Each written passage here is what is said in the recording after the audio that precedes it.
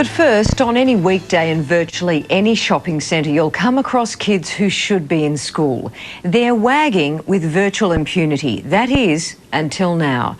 And David Richardson takes up the story.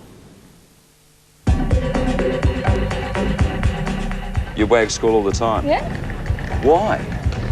Because school's boring. I don't know, it was the thing to do. Everyone else was going home, so I was going home too. You didn't worry about learning? Oh, yeah. I did miss out on all the stuff. I regret it now. If I could go back now, I would go back to school.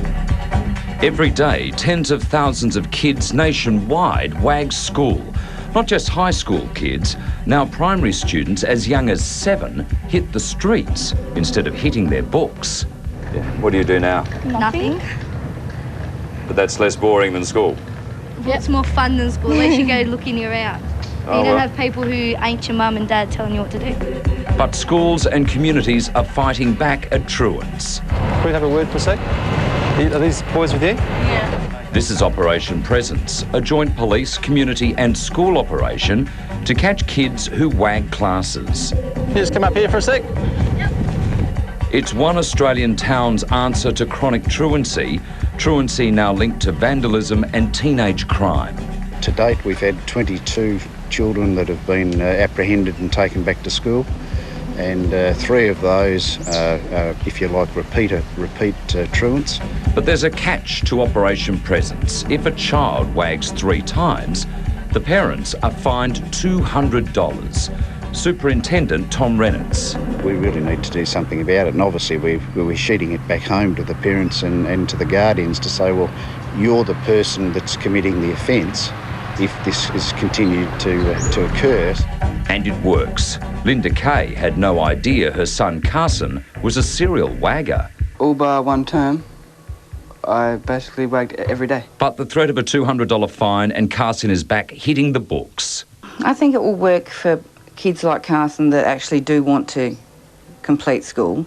But for the kids that don't want to complete school, I think their parents are in for a lot of hassles. You light up the sparkler, it goes all the way down, it goes... Daniel Pace is another serial wagger. In fact, he didn't enter a classroom for 2 years until his mum Susan was fined by the Education Department and Centrelink cut her benefits because she failed to make her son attend school. They warned me if he doesn't go to school, this is going to happen. Next thing I knew, I copped a $3,300 fine. Guess what? Daniel is also back at school. But some anti-truancy systems are not quite so harsh. Overall, absolutely a fantastic system. It's been embraced and the praises have been sung consistently about it. Parent Julie May now knows if her son misses a class, even if he's late. And she knows in a flash, thanks to SMS mobile phone messaging. It's certainly an effective tool in reducing unexplained, unauthorised and certainly absent without leave students. Tim Jerd is Deputy Principal of Homebush Boys High School. Every day, roll call is put into a computer which feeds that information into a parent's alert system.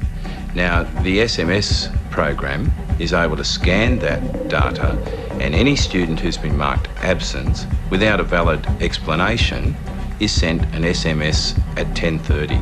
Now, the parent. Parents no longer have to wait 2 to 3 days to find out their kids wag school. They know straight away. Truancy is even less of a problem now because of this ability to notify parents instantly on the day it happens. But not every school is like that, although more and more are trying new ways to fight truancy. It's still a big worry for all parents. But if I could if I could go back to being 15 years old and stay in school and get an education, well, I would. You wouldn't wag? No, I wouldn't. So should parents be forced to pay up if their kids wag school? Well, you can let us know what you think on our website at 7.com.au/today tonight, or you can give us a call.